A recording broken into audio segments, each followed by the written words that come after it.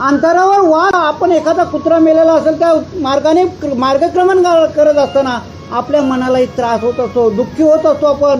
आणि अशातला धर्मराजा त्या ठिकाणी एवढा वास येतोय, परंतु आपल्या या सर्व जीवजंतूंचा बघा त्या ठिकाणी अनेक त्या 84 गावं विस्तीर्ण एवढा मोठा विस्तीर्ण असणारे अनेक जीवजंतू होते. नरक यातना भोगत होते आणि नरक यातना भोगत असताना ते आपला नरके यातनेतून कशी सुटका होईल हे पाहत होते. आणि नाहीसच धर्मराजा त्या ठिकाणी सांगितलं होतं. धर्मराजाने सांगितल्याप्रमाणे त्या ठिकाणी त्यांची सुटका झाली. नव्या दूताने सांगितलं या ठिकाणी कोण आहे तर दुर्योधन आहे. आणि या ग्रंथकर्त्याने बोला हा दुर्योधन कसा आहे, दुष्टबुद्धी दुर्योधन आहे बोला. त्याची बुद्धी वाईट आहे. ज्यावेळी त्या ठिकाणी दुर्योधनाकडे कोण गेला होता, दुर्वास मुनी गेला होता. आणि दुर्वास मुनी गेल्यानंतर त्या ठिकाणी दुर्वास मुनीची त्याने यथोचित सेवा केली होती. आणि दुर्वास मुनी यथोचित सेवा केल्यानंतर त्या ठिकाणी काय केलं की त्याने माग तुला काय आणि त्याने काय केलं मध्यान्हकाळीचा या करायला सांगितलं. कोणाचाच द्रौपदीचं तिथं ते काय वया आहे ते हरण करायला सांगितलं होतं. आणि अशा प्रकारे त्याने भगवंताने राखलं होतं. अशा प्रकारचा असणारा दुष्टबुद्धी दुर्योधन त्या ठिकाणी कुंभीपाकात आहे. कारण आपल्याच पूर्व आपल्या ज्या काय वैऱ्याच्या हातून कसा काय या उद्धार करून घ्यायचे याच विचाराने तो त्या ठिकाणी बुडी मारून घेतलेलं होतं. परंतु धर्मराजे बघा धर्मशास्त्राने तिने होता, सर्वांची चिंता वाढवला होता. ज्यावेळी धर्मराजाचं राज्य होतं त्यावेळी बघा पशुपक्षी नवे तर अनेक जीवजंतू त्या ठिकाणी सुख समाधानी राज्य करत होतं. कारण धर्म कसा होता तर आई बापामुळे ज्याप्रमाणे आई बाप आपल्या मुलांचा सांभाळ करत असतो त्याचप्रमाणे तो सर्व जनतेचा सांभाळ करत होता. अशा प्रकारे असणारा धर्मराजा त्या ठिकाणी एवढा वास येतोय तरी त्या दुर्योधनासाठी त्या ठिकाणी 6 महिने त्या ठिकाणी राहिलेला आहे. उभा राहिला षण्मास आता निर्बंध दुर्योधनास मग टाकावया श्वास बाहेर असे उसळला. त्या दुर्योधनाला एवढा दम आता सांगितलं आपण दम करतो. आणि या ठिकाणी आपण 1 ते 2 मिनिटं त्या पाण्यामध्ये बुटी घेऊन राहू शकतो. नव्याने तर याला एवढं सामर्थ्य होतं या दुर्योधनाला की 6 महिने ते बुडी घेऊन राहू शकतो. एवढं सामर्थ्य होतं, एवढं ज्ञान होतं. आणि अशा प्रकारे ज्यावेळी 6 महिन्यानंतर तो आपला श्वास टाकण्यासाठी तो बाहेर आला त्यावेळी त्याने काय पाहिलं, ऐसा बाप धर्मराव दृष्टी उद्धरिले जीव पाहो पुढे श्रीकृष्ण देव धर्मे भेटीस पयाले. त्या धर्मराजाने दयाळू कृपाळू असल्या कारणामुळे त्या दुर्योधनाचाही उद्धार केलेला आहे. आणि उद्धार केल्यानंतर जो धर्मराजा कुठे जात होता तो आपला मार्गक्रमण करत होता. आणि अशा मार्गक्रमण करत होता. ज्यावेळी निघला त्यावेळी काय कृष्णचरण धर्माने काय केलंय भगवंताचं नामस्मरण करून चाललेला होता. कारण त्यावेळी बघा आपल्या मुखात जर नामस्मरण असेल तर आपल्या त्या ठिकाणी कुठल्याच प्रकारचा भयभीत वाटत नसतो. अशा प्रकारचा असणारा धर्मराजा त्या ठिकाणी कोण भेटीला आलाय तर कृष्ण भगवंत स्वतः त्या ठिकाणी धर्मराजाला भेटण्यासाठी आलेला आहे. सवे सुरगण समस्त ब्रह्मस्तुती असे करीत ते क्षमासे होत देवानी धर्मासी राम. स्वर्गातले सर्व सुरगण म्हणजे देव सर्व काय करत आहेत पाहत असताना हा धर्मराजा आणि कोणाची तर भगवान श्रीकृष्णाची भेट क्षेमालिंगन झालेलं आहे, भेट झालेले आहे. क्षेम दोघांशी पै झाली जीवन कळा एक केली ज्योतिष ज्योती मिळाली त्याशी उपमा नाही. क्षेमालिंग एवढं झालं बाबांनो. ज्याप्रमाणे भक्त आणि ज्यावेळेस श्रोते आहेत ते एकच आहेत बाबांनो. भक्त आणि श्रोता कसं ते एकच आहे. त्याचप्रमाणे देवाचं काय झालं, देवाने ज्यावेळी भगवंताने या धर्मराजाला क्षेमालिंगन दिलं तर एकरूप होऊन गेलेलं आहे. ज्याप्रमाणे आपण एखादा भांड्यात एखादा कलर टाकावा आणि जो काही मिसळून जावा एकच हो त्याचप्रमाणे भगवंत आणि कोण त्या धर्मराजा एकरूप झाले आहे. आणि ज्याप्रमाणे 2 दिव्यांच्या वाती दोन्ही उजेड कसं एकरूप होऊन जातो त्याचप्रमाणे ज्योतीमध्ये ज्योत मिळून गेलेले आहे. तवा क्षमा सोडोनी धर्म उभा ठेला मग भीमार्जुना पायासी लागला नकुल सहदेव तैसाची भेटला द्रौपदीला गली चरणासी बघा, या ठिकाणी रामा. जी अगोदरच निघून गेली होती आणि तेच प्रमाणे या ठिकाणी धर्मराजा आणि यांचं सीमालिंगन सुटल्यानंतर भीम आलेला आहे. कारण ज्यावेळी धर्मराजाचा राजा होता भीमाचं बघा, ज्यावेळी धर्मराजा बोलत होता त्याप्रमाणे आपले भाऊ आज्ञेप्रमाणे ऐकत होते आणि त्याचप्रमाणे लगेचच त्या ठिकाणी भीम आलेला आहे. धर्मराजाला नमस्कार करता आला आहे. अर्जुन आलेला आहे, नकुल आलेला आहे आणि नकुल सहदेव आलेला आहे. नवे तर ही द्रौपदी त्या ठिकाणी धर्मराजाला नमस्कार करते झालेले आहे. तव देखिली कुंती माय धर्मे धरिले तिचे पाय पुनित तयाचा देय होय म्हणून या रामा.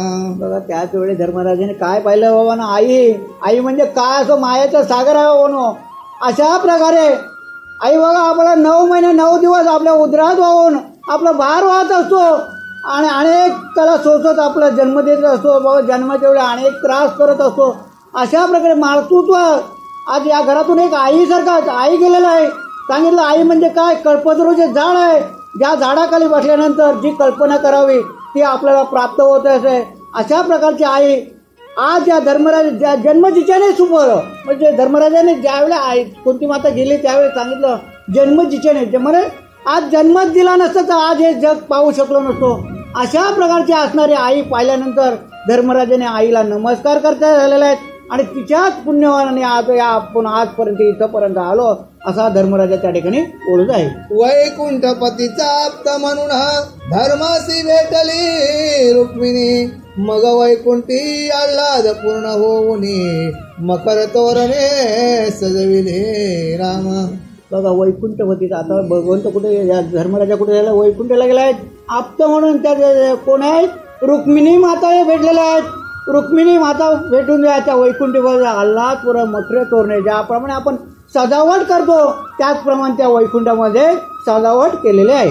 शृंगारिली वैकुंठ नगरी आनंद झाला घरोघरी तेथे धर्मराजा राज करे निरंतर सजावट केली, शृंगारून गेलेले आहे आणि आनंद प्रत्येकाला ज्याप्रमाणे गुढी पाडवायचे आपण प्रत्येक घराघरात ज्याप्रमाणे गुढ्या उभरत असतो त्यावेळी आपण कसं तर मन प्रसन्न आनंदानेच असतो.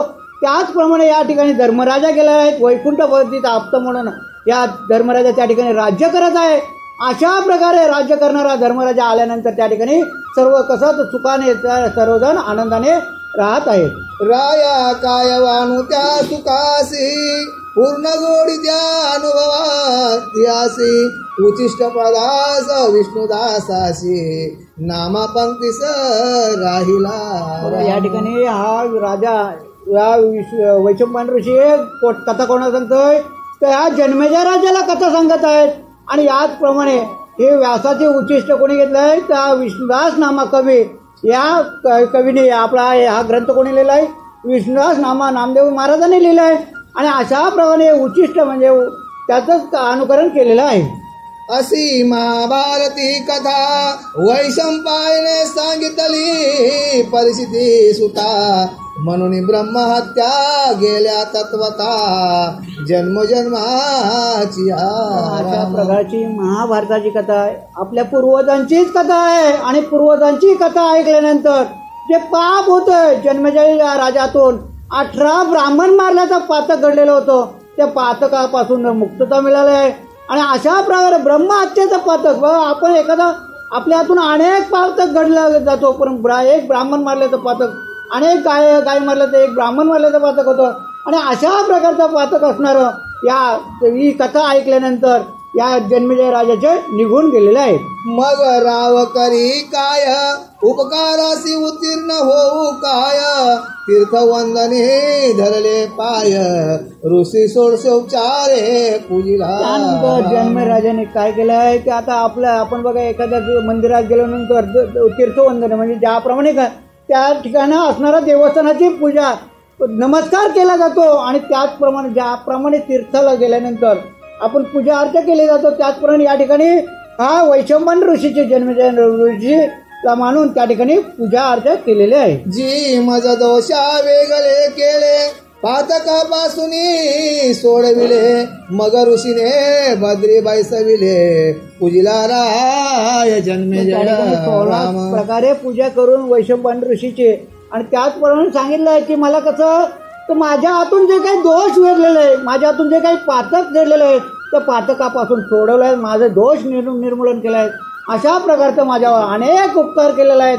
अशा प्रकारचा हा जन्मे राजा वैशंपायन ऋषीला बोलत आहे. ते भेरी दुदुंबी वाजती निशाने तुरे गर्जती स्वर्गी देव पुष्पवृष्टी करोनी म्हणते शोभावंशी दिदलीने राम. त्या ठिकाणी आता त्या ठिकाणी असणारे देव दोरण काय अनेक निशाण तुरे वाजवलेले आहेत आणि स्वर्गातले देव पुष्पवृष्टी मग ज्याप्रमाणे आपण एखादा कोण येणार असेल तर बघा वरून आपण या टीव्हीला पाहत होतो पूर्वी कसं ते विमानातून वगैरे पुष्प फुलं टाकली जातात त्याचप्रमाणे या ठिकाणी झालेलं आहे.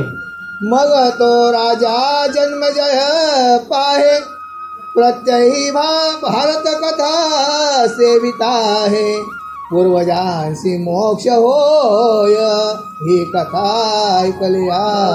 त्या ठिकाणी जन्मे राजा ही प्रत्येक दिवशी आपली ही कथा आहे ही कथा सेवन करत होता.